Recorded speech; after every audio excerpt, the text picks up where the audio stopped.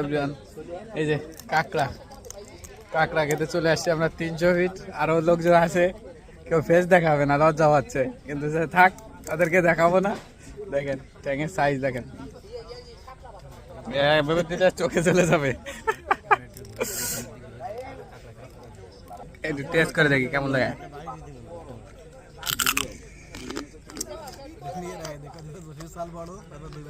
আপনাদেরকে এটা ভিতর থেকে বের করে দেখাই কত সুন্দর। এই যে এটাকে গরুর নলির সাথে তুলনা করা যেতে পারে।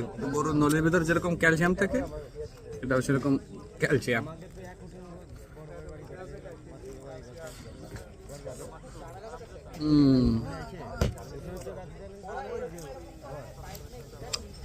অসাধারণ অসাধারণ।